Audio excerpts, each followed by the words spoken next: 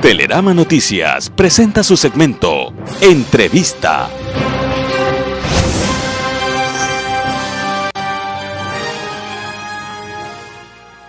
Iniciamos las entrevistas. En días pasados, exactamente el 8 de marzo, el analista económico Alberto Dajig, entre otros análisis, entre otros comentarios, aquí en este espacio, dijo lo siguiente, refiriéndose a la economía ecuatoriana, que es una economía carcomida por un exceso del gasto público.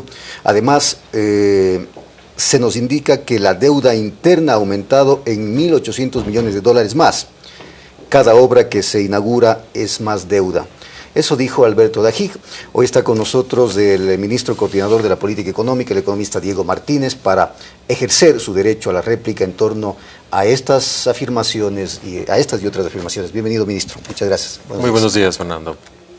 Su derecho a la réplica, por favor. Muchísimas gracias. Hace varios días, como señaló usted ya, se hicieron algunas afirmaciones no solamente imprecisas, sino que del todo erróneas respecto al comportamiento de la economía ecuatoriana. En primer lugar, se dijo que la economía ecuatoriana es una economía en la que hay excesivo gasto, pero remitámonos a la información. Yo tengo aquí los datos del gasto corriente, es decir, aquel gasto que no es inversión, de América Latina y el Caribe. El promedio de América Latina y el Caribe está en el 17% en el año 2015, datos los más actualizados posibles.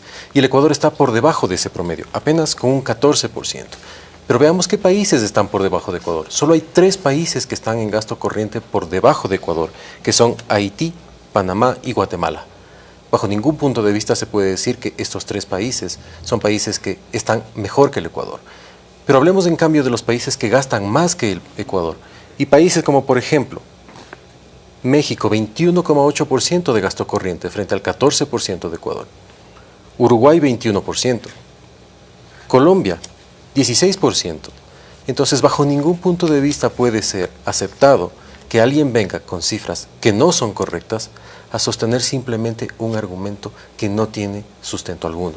Ese es un primer elemento que se había manifestado en esta entrevista de Alberto Dajig.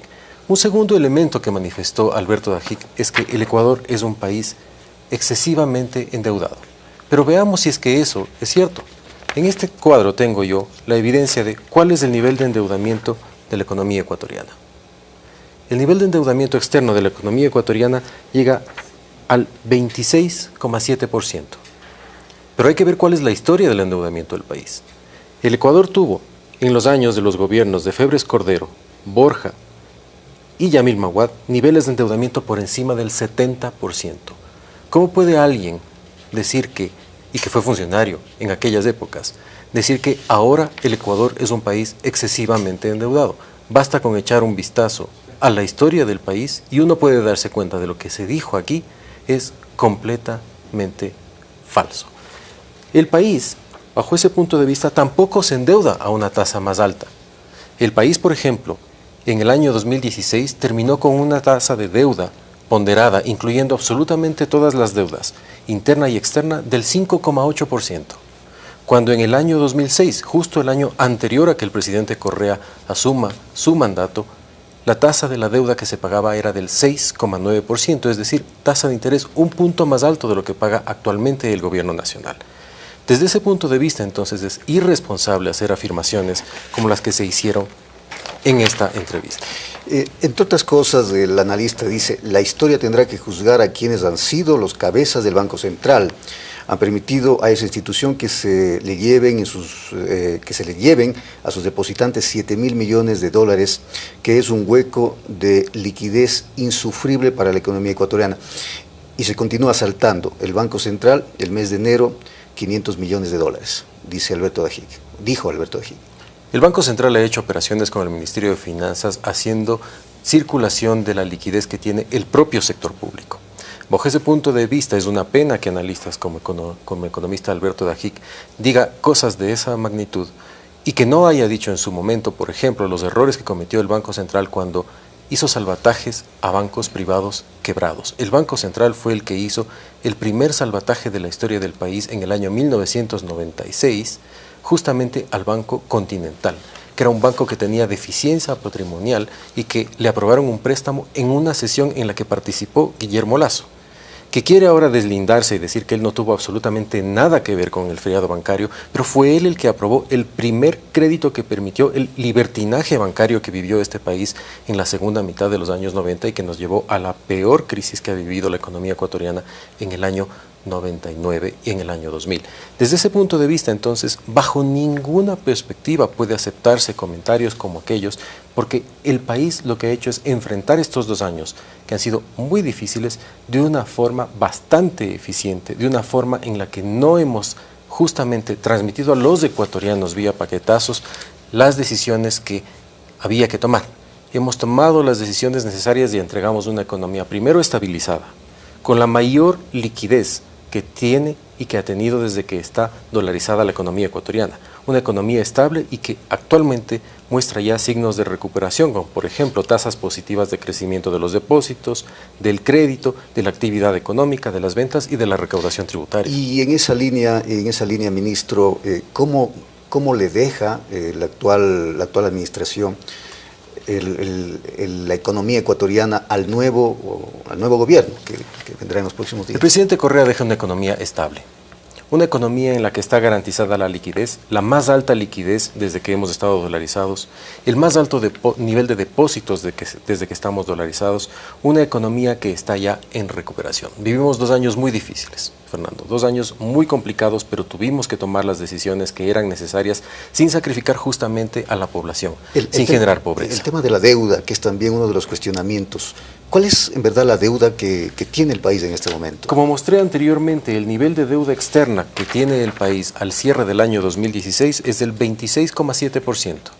Nada que ver con los niveles del 80% que había, por ejemplo, a mediados de los y finales de los 90. Pero la deuda si a total. Eso le añadimos 2 conceptos adicionales, que es la deuda interna, que son aproximadamente 12 puntos, y 1,5 puntos adicionales por preventas de petróleo, que son apenas 1.500 millones de dólares. Ese es el monto total de preventas petroleras, apenas 1.500 millones de dólares, que es algo así del 20% de las ventas de un solo año, porque hay algunos otros irresponsables que han dicho que está vendido y comprometido ya el petróleo de aquí hasta más de 20 años, lo cual es completamente falso. Son apenas 1.500 millones de dólares.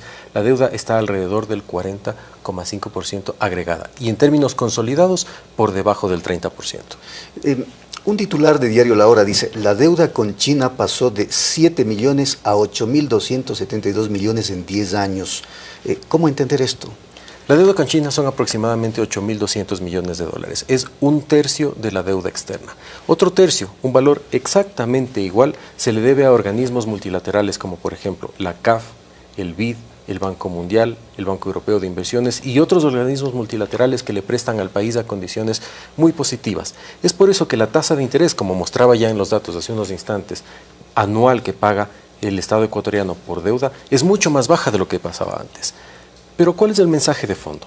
A lo que nos quieren mencionar ahora estos analistas y algunas de las candidaturas, fundamentalmente la candidatura de oposición, es que el país estaba mejor, dicen ellos, cuando había estos famosos fondos de ahorro, cuando el gobierno tenía una menor presencia en la economía, cuando se invertía menos y había menor participación del Estado. Pero veamos las cifras. La economía ecuatoriana, desde que el presidente Correa está en el poder, ha crecido al 3,9% anual.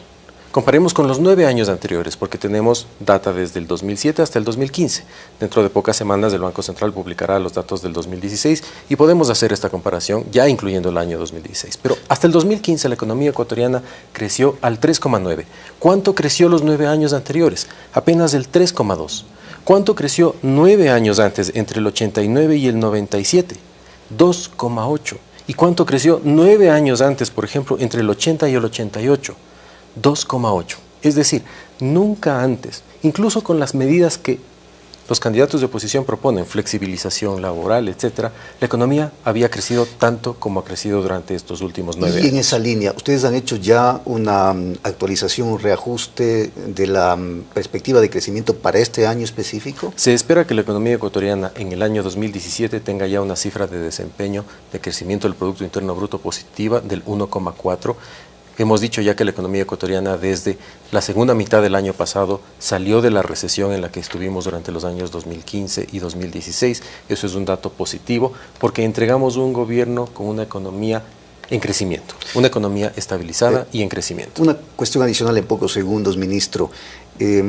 ¿Habrá más endeudamiento? ¿Se emitirán más bonos en los próximos días? No está previsto hacerlo hasta el final del gobierno, no obstante hay que ser completamente responsables y nosotros siempre hemos dicho, hay que salir a los mercados cuando es una buena oportunidad. Hemos visto además que las últimas emisiones, por ejemplo, la última ya se hizo a 10 años plazo. Es así que las condiciones de mercado han mejorado para la economía ecuatoriana. El Ecuador es un jugador serio en los mercados internacionales y si es oportuno lo haremos, pero lo haremos siempre con completa responsabilidad.